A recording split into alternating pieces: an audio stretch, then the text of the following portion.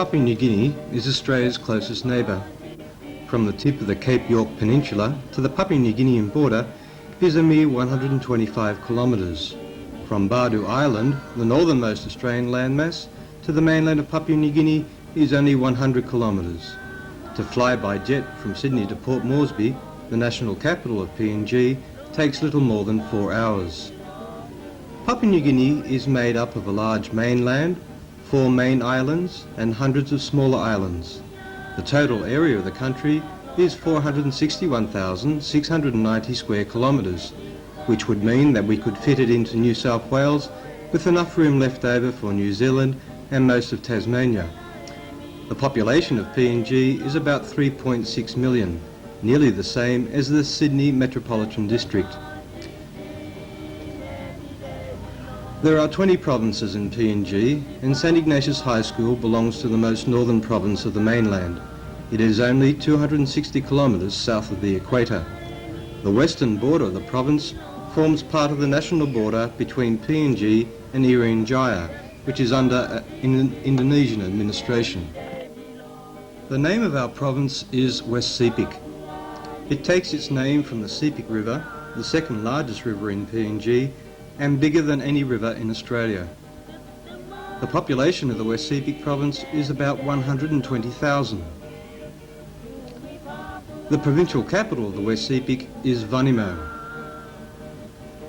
Aitape is 110 kilometres east of Vanimo. The town of Aitape is the second largest town in the West Sepik. That is, if you want to call a town with a population less than 5,000 large. Aitape, as you can see, is right on the coast and is 150 kilometres from the Irian Jayan border. If you went to Mildura in New South Wales, Mildura being 810 kilometres west of Campbelltown, you would be on the same line of longitude as Aitape. While Aitape just makes it onto the map of Papua New Guinea, it definitely rates a mention in PNG's history. Aitape was where the Germans set up their administrative centre for the entire Sepik River area around 1880. Aitape was where the first Catholic missionaries to work on the northern coast of PNG came to in 1896. These were the Divine Word missionaries. The island of Tumleo, just off the coast of Aitape, had the first printery in PNG. Aitape was also a Japanese stronghold during the Second World War, but soon lost Aitape to the American and Australian forces who landed in Aitape in 1944 and who played a major role in bringing the war in PNG to an end.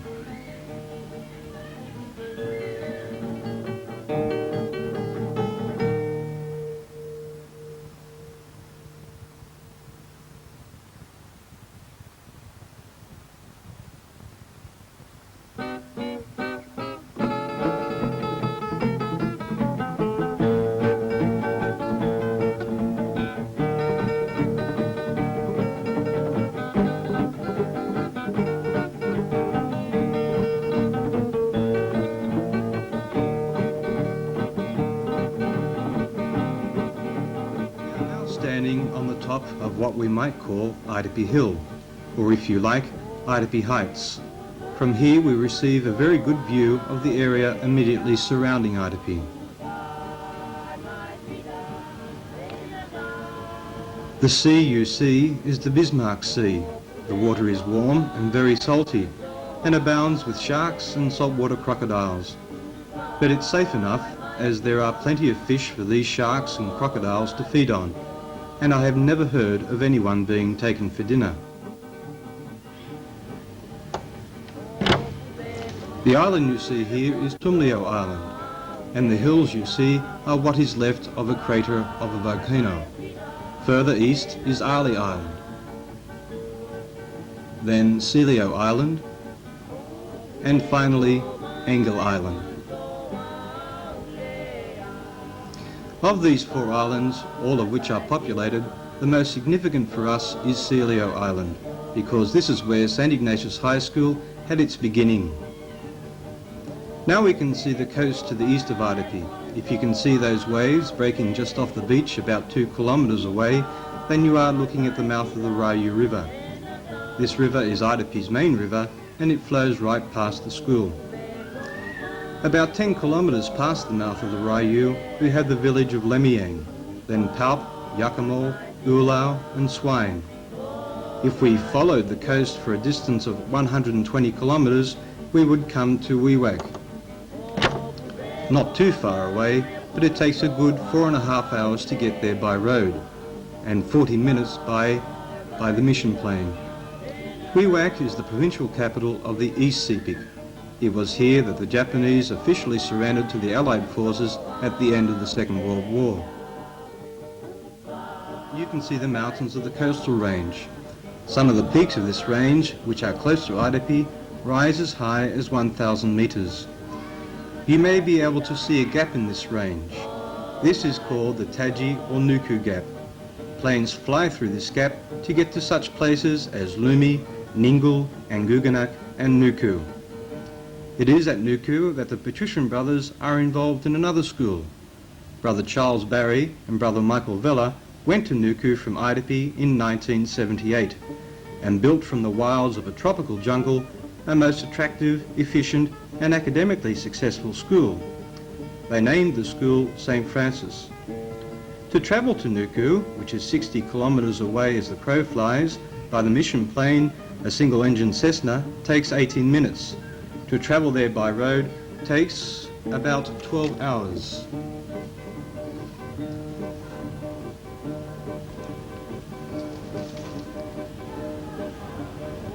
The Aitape mission is a Franciscan mission. However, working with the Franciscan priests and brothers are the missionary sisters of St. Francis, the Holy Spirit Fathers, the Presentation Sisters, the Josephite Sisters, the Sisters of Mercy, the Daughters of Mary Immaculate, lay missionaries from all parts of the world, and of course the Patrician brothers. In all, there are over 100 missionaries working in the Aitape mission, which covers an area of 8,000 square kilometres. The mission extends as far west as Sisino, which is 40 kilometres from Aitape, as far east as Matapau, which is 80 kilometres away, and as far south as Nuku, which is 60 kilometres away. Now we have the Aitape Wharf. This wharf can accommodate ships large enough to transport several 6-ton trucks. A ship comes to Aitape about every 3 weeks, with supplies for the town shops and the mission.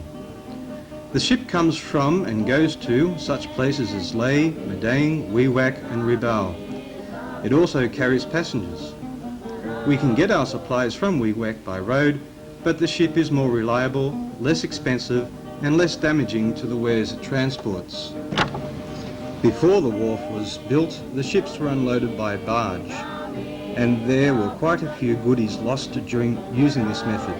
I believe that on the seabed just off Aitape there are many drums of fuel, quite a few cartons of tinned food, a truck and even a grand piano. We also use the wharf at the school for our Olympic pool when we have our swimming carnival.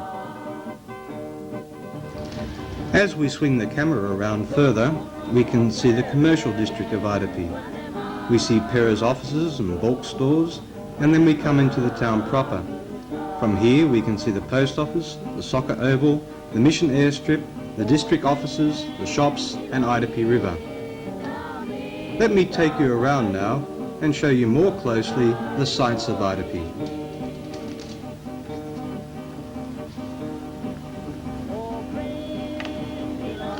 We are still on Aitape Hill, but a bit lower down.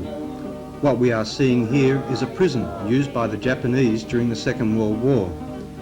In this prison were kept Australian prisoners, and if we look carefully at the inside walls, we would see the names of some of the Australian prisoners engraved on them.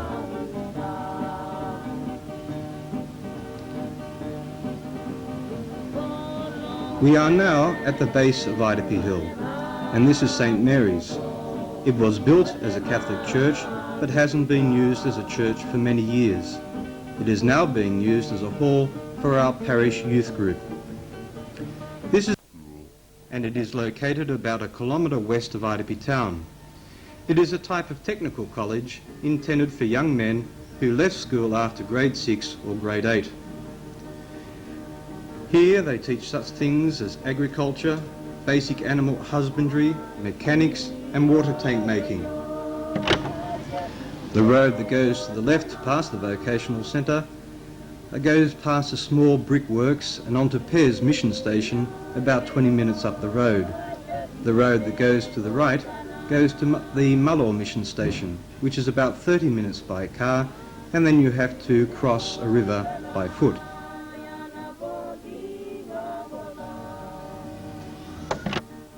We are now entering the town of Aitape. This is the Aitape River, and 500 metres downstream it enters the sea.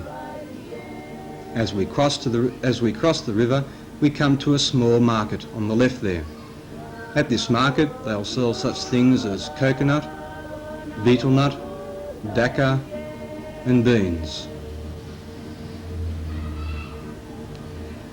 We have 6 general stores in the town here, and 3 of them are owned by Robert Perra. There is a stationery store, a Douglas and Tally Airways office, a second-hand clothing store and a bank.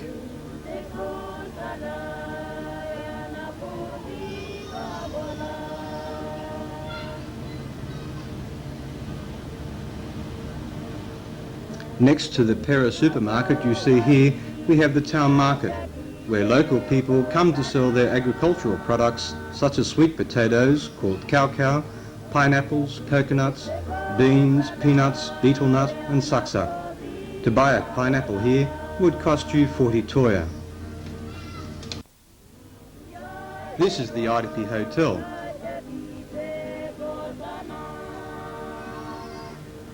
And next to the hotel we have the police station.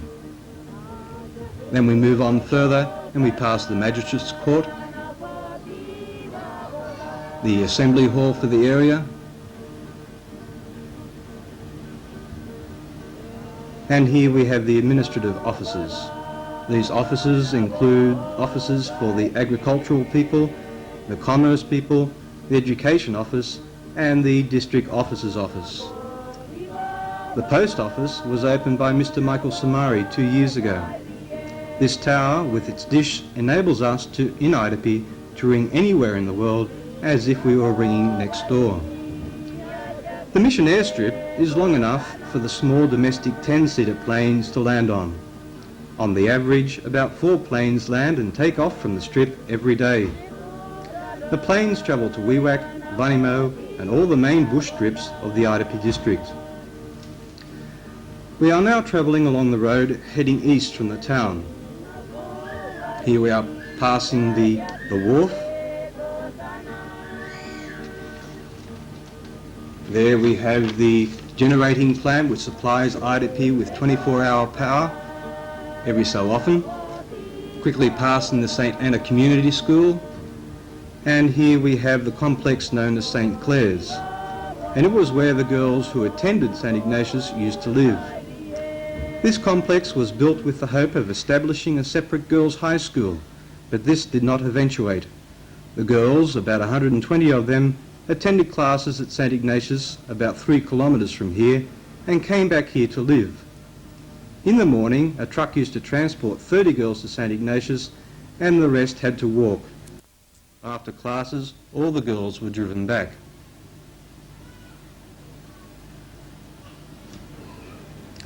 As we leave St Clair's, travelling on a private road, we pass the OSF Sisters compound. Here the sisters have their mother house, their postulancy and their novitiate. The sisters are involved in schools, medical outposts and pastoral work in the mission.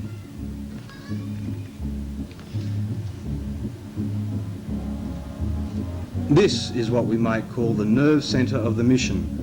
It is here that all the administrative organisation of the mission takes place, such as organising the intake of new missionaries, the supervising of the mission primary schools, general finance and the supplying of many mission stations with meat and groceries. The mission has a great need of timber for the building and renovating of its many houses, hospitals, schools and general facilities. It is from here, the mission sawmill, that most of the timber for these constructions is obtained. The sawmill is 3 kilometres east of town, and here we also have the Mission Mechanical Workshop, where anything from a stove to a tractor can be repaired. These buildings are the headquarters of the Franciscan Friars in PNG. The mission in Aitape was started by the SVD Fathers in 1896, and they lived on Tumleo Island. After the Second World War, the Franciscans came to Aitape to help the SVD Fathers. That was in 1947. In 1952, one of the Franciscans, Father Ignatius HS, was made Bishop of Aitape. Bishop Doggett was a student at Holy Cross College. He retired in 1969, and Father William Roll, a Franciscan, was made the new Bishop of Aitape. He is still our bishop. The Franciscans have several PNG brothers, but only one PNG priest. We are fortunate to have a chaplain at our school, and his name is Father Matthew Darby, and he was one of the original Franciscans who came to PNG in 1947. This is the Aitape Hospital. The hospital is often called the Lepro, short for leprosarium, because in its early days it wasn't a general hospital, but a hospital for lepers. Apart from looking after the medical needs of the people of Aitape, the hospital, which is under mission administration, also supervises many medical clinics and outposts in the Aitape district. It also has a school for nurse assistants, and several of our graduates are here as students at the nursing school. The hospital has a doctor who is a mission volunteer. The Sisters of Mercy also work here in the hospital itself and in the nursing school. There is also a Franciscan working here, and his name is Brother Gary.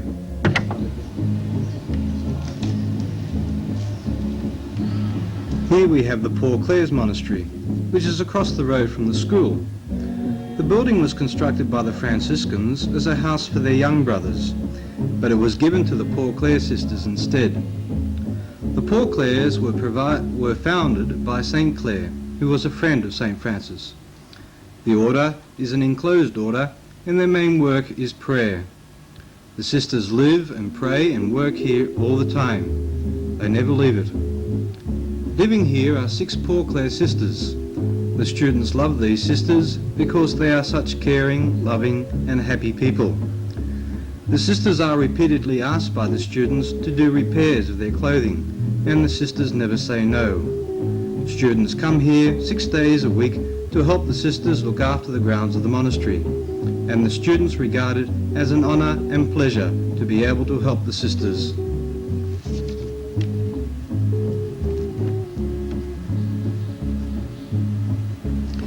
We come now to Aitape High School.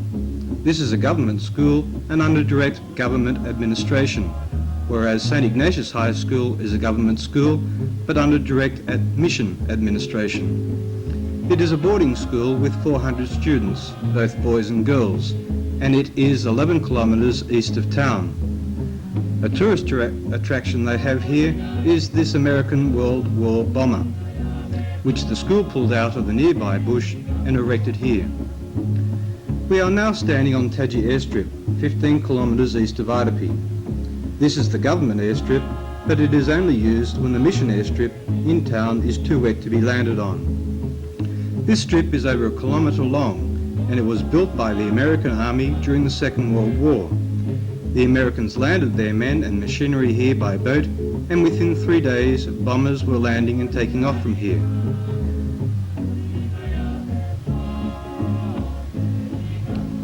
The bush on the other side of the road is where they had their hangars and a smaller fighter strip.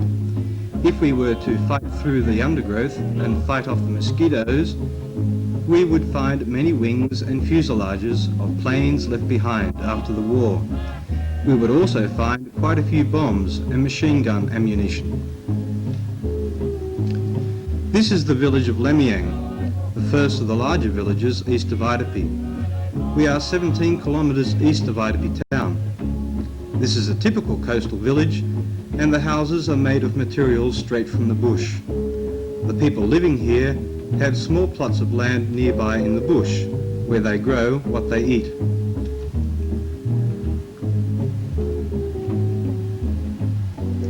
The village has a large church, a primary school, which they call a community school in PNG, and a house for the mission priest.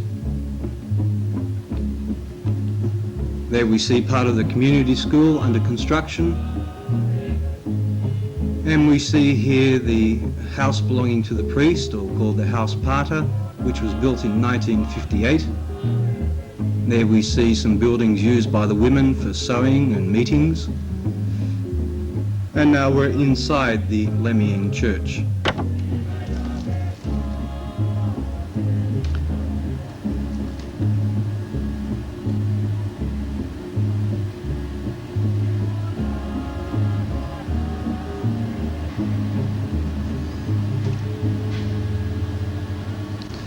Directly across from the village of Lemmying, we have Celio Island, where, as I said before, St. Ignatius High School had its beginning.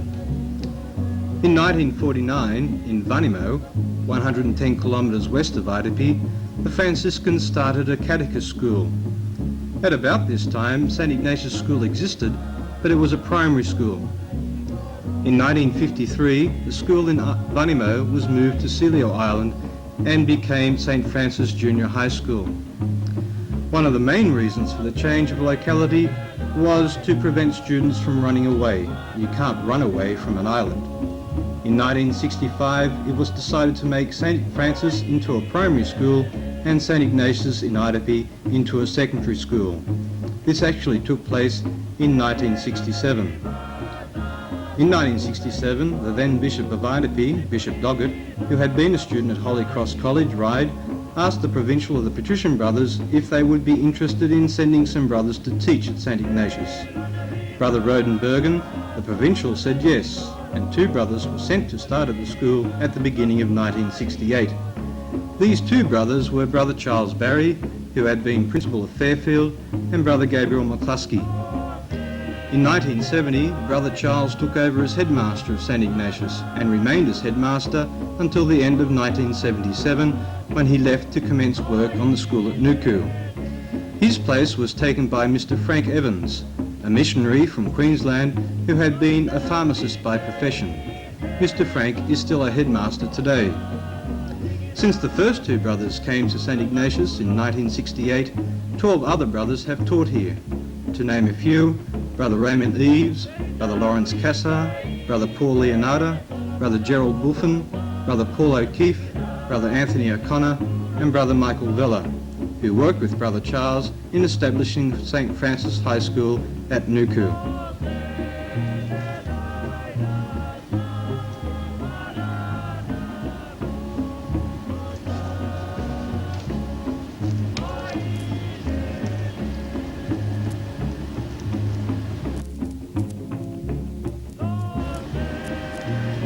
St. Ignatius High School, Aitape, like 90% of the other 120 high schools in PNG, is a boarding school. It has to be a boarding school because the students who attend school here come from distances as great as 200 kilometres away. The school is also co-educational. Of the 390 students in the school, 270 are boys and 120 are girls. The school goes from grade 7 to grade 10. As you can see, the school covers quite a large area. As we swing the camera around, we can see the area which the students use for agriculture.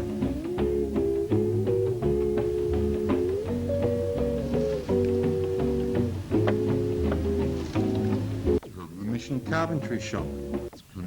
You'll be able to see the framework of a new covered basketball court which is being built. The large building in the centre is the school's church and is actually Aitape's cathedral. Now you can see the classrooms, and there the dormitories.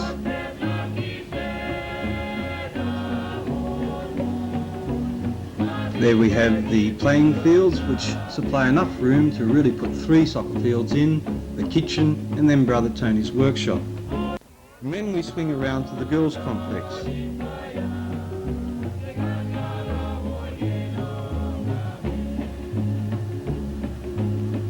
The school is right next to a river, the Ryu River.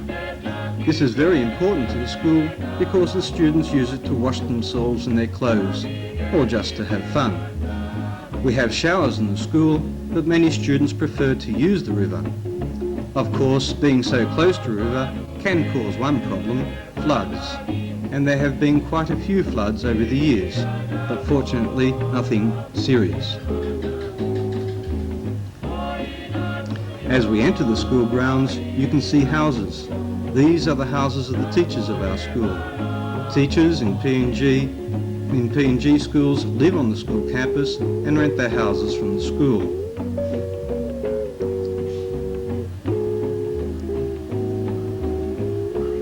Our church was built in 1965 and is roughly the same shape as the traditional spirit houses of PNG. As you can see, it is of simple construction with maximum ventilation because we enjoy an average daily temperature of 36 degrees Celsius with 99% humidity. The congregation sits on those low seats, whether they are 5-year-old children or 65-year-old women, but we do have a few Western pews. There is a school mass every second morning at 6:30 a.m. for those who wish to attend. Every other morning we have a communion service. The chaplain, Father Matthew Darby, hears confessions every Tuesday evening, and there is a school benediction on Wednesday evening. The whole school attends that. Every weekday night, except Wednesday, grades take turns in having a short paraliturgy in the church. They organise and run this themselves. The students love to sing and do so at every opportunity. We have a school church band made up of guitars, cymbals and bass to lead them in their singing. The Sunday Mass is in Pidgin, but all the other services are in English.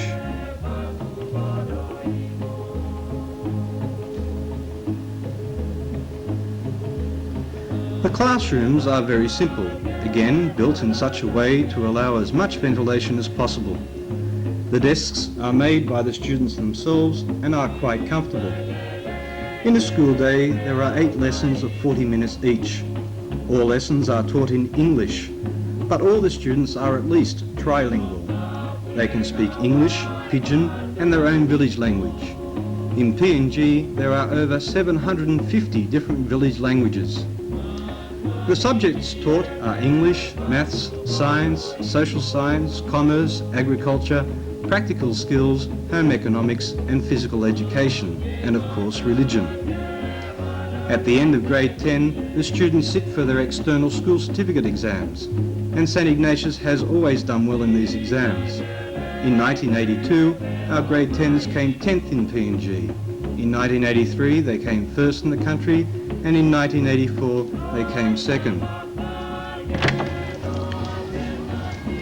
In the school, there are 15 teachers, which is the number allowed by the government for a school of our size. This 15 includes our headmaster, who this year has been teaching 32 periods out of 40 a week. We have 4 female teachers and 10 male teachers. The other teacher is the wife of the hospital's doctor, who has 1 class of home economics. Of the 15 teachers, 5 are from overseas and the others are Papua New Guineans. It is the policy of the National Education Office that students are not streamed according to their academic ability. So when the students for grade 7 come to the school, we put them in classes according to their physical size. The 26 biggest boys and the 14 biggest girls go into 7 gold. The rest are evenly divided between the 2 other grade 7 classes. We have 10 classes in the school, 3 grade 7s and 8s and 2 grades 9 and 10. The average class size is 38.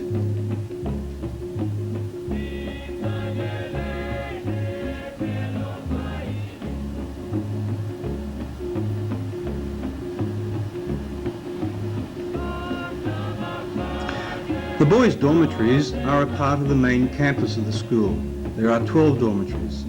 This is a grade 7 dormitory, and as you can see, it is very basic. There are no mattresses provided, and the boys sleep on wooden planks. They may cover them with mats if they have the inclination and money to do so. But the wood is very comfortable to them, and sometimes they will quite happily sleep on the cement. Grade 8 dormitory, which has been renovated. Soon the grade 7 dormitories will look like this. Here we have the 8 gold and grade 9 dormitories.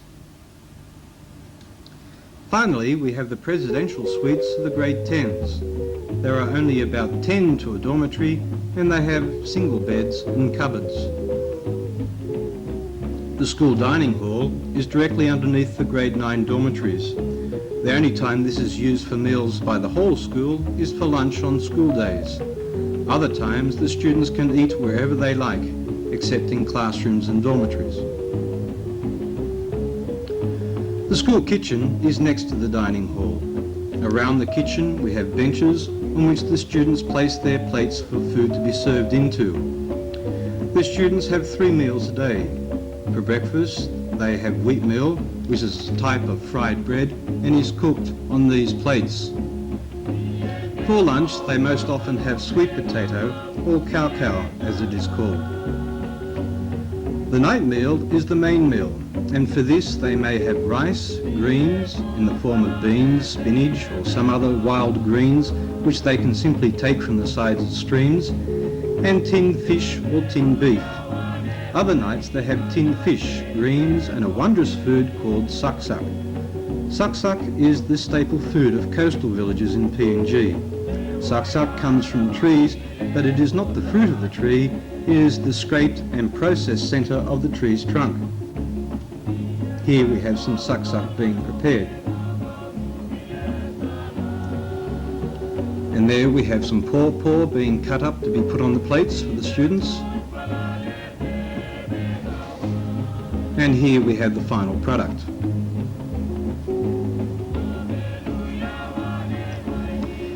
This is the school's workshop. The workshop is the domain of Brother Tony.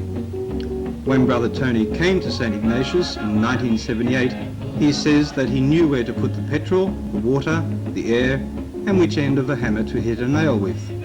Now he can pull a tractor apart and pull it back together again. He can do anything with any type of engine. He can repair electrical faults, supervise the construction of a building, dig wells and repair pumps. The question is, what can't he do? If anything breaks down, Brother Tony is there to fix it. In the time Brother Tony has been here, he has saved the school tens of thousands of dollars.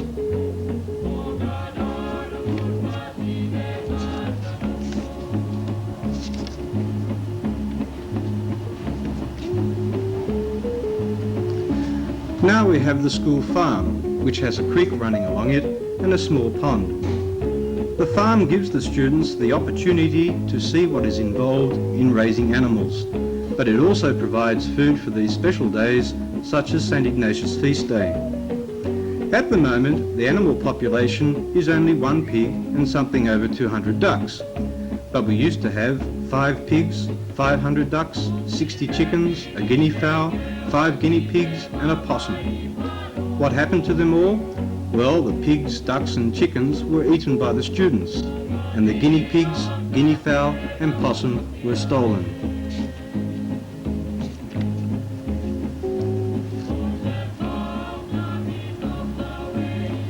Across the way you can see the girls' complex.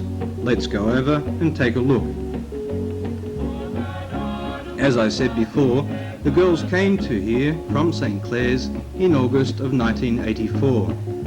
The complex is made up of the girls' dormitories, showers, kitchen and home economics building.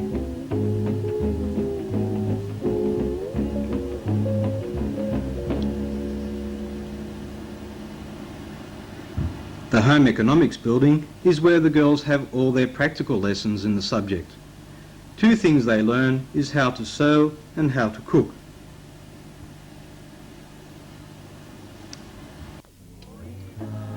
The girls use this kitchen on days they have suck-suck and to prepare their little in-between meal snacks on the weekends.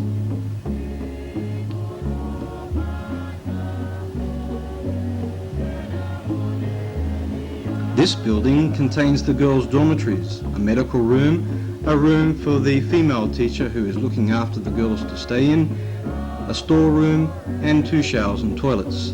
The dormitories, of which there are 3, may look rather crowded, but there is plenty of room and they are light, cool and airy.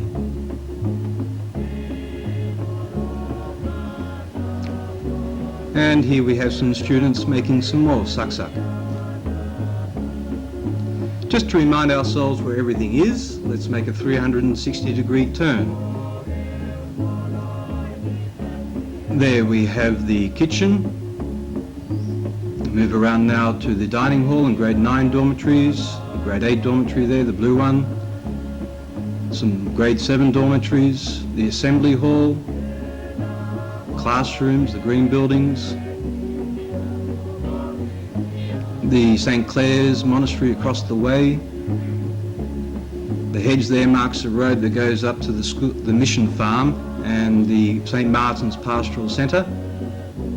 And there we can see some huts which are built by the boys. And we move around now finally again to the girls' complex. The huts are built by the boys themselves and they use these huts for just relaxing, taking it easy, listening to music, telling stories.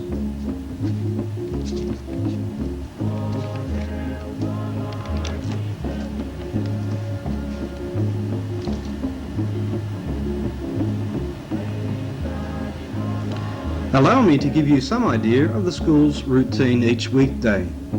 We get up at 6 a.m. At 6:30 we can either go to the study to do some homework or go to the church for Mass.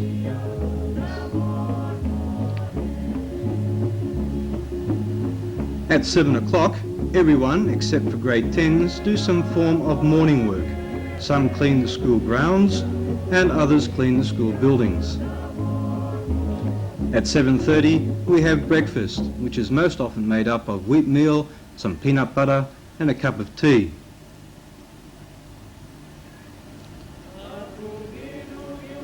Eight o'clock comes and we start school. We have a 20-minute recess at 10:05, a 45-minute break for lunch at 11:45 and we finish school at 2:30 p.m.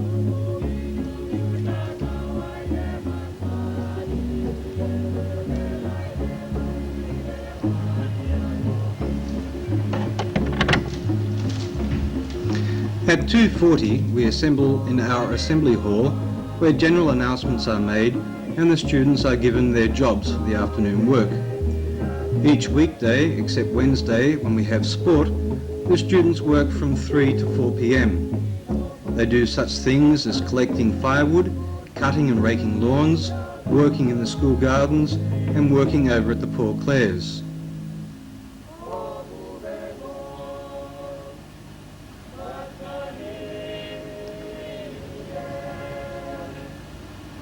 From 4 to 7 they are free. During this time they can relax by reading, listening to music, telling stories, playing soccer or sleeping. They might even do some extra study or some work in their gardens.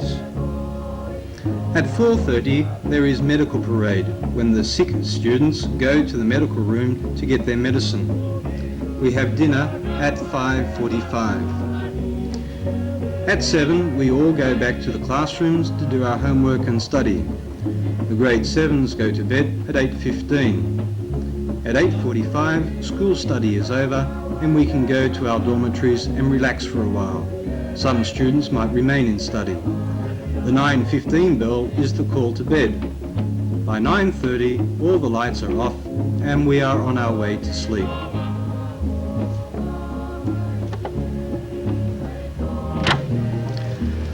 Our main school event each year is our Open Day. This takes place in late September and it alternates each year between an Education Day and a Culture Day. While we call it day, it actually takes place over 2 full days. This time is an opportunity for parents to come to the school and to see how their children live and to speak to teachers. This year, 1985, is Culture Day, and the main event in this is when the students perform their traditional sing-sings.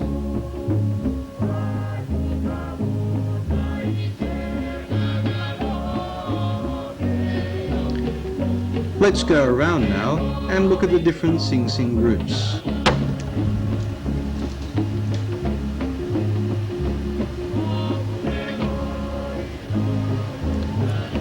We're just having a few technical problems. With you in a moment.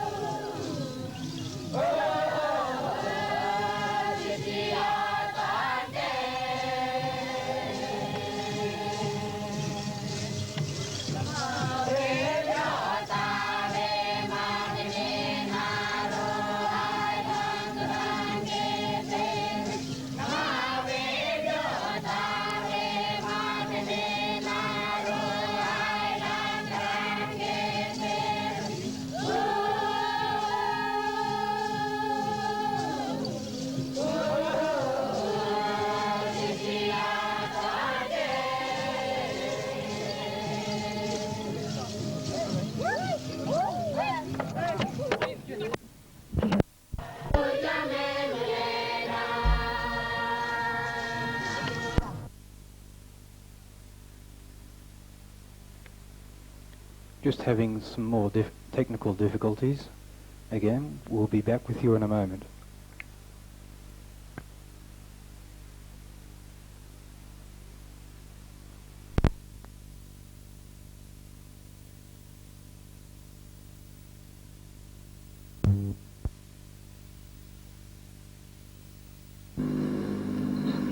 Hello, Colin.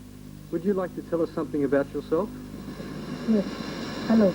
My name is Colin Mackay and I come from Kisani. I am 14 years old and I am in grade 8.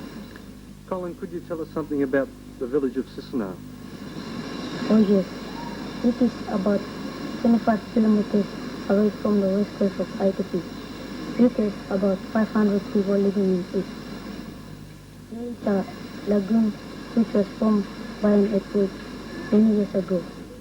And is the village of Sisano famous for anything? Oh yes, it is famous in making canoes and paddles. And what do you like to do, Colin, in your village? I like going fishing and gardening. Now, Colin, would you like to say something to the people to finish off? Oh yes. Meeting by reply liking this video belongs to St. Ignatius High School. Hello, my name is Eric Sakin and I come from Fatima, in the Lumi district of West Sepik province. I'm in grade 10 and I'm the chairman of the Students Representative Council at our school. I hope you have found our video of our school interesting and enjoyable. I would like to thank Mr. Robert Pera for permitting us to use his portable video cassette recorder, and Mr. Ben, a professional stand-up teacher, for allowing us the use of his video camera.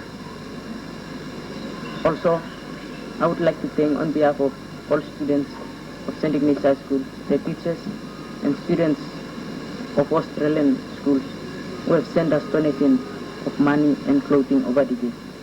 Thank you through. Goodbye. Naluki Plolgada from Sanblasa. Goodbye. Hello, Regina. Can you tell us something about yourself? Hello, my name is Regina Mary and I come from Santana in Australia. I am 16 years of age and I'm doing my grade 10 in St. Ignatius High. What does your father do, Regina?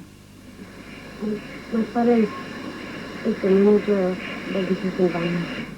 And what can you tell us about your family? In my family, we are 6. I've got 2 brothers and 3 sisters, including myself. And what do you enjoy most about doing at St. Ignatius High School? In St. Ignatius High School, I enjoy most is reading books, watching video and playing games. And what do you hope to do next year in 1986? Next year, I wish to go for further studies at Mission High School. Would you like to say something now to finish off? Yes, meeting Islamas Ladislavidi. Thank you, Regina. Thank you.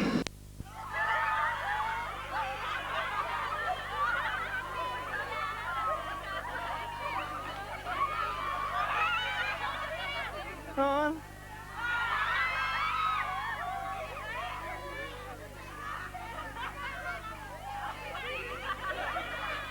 Keep waving. Keep wave once more.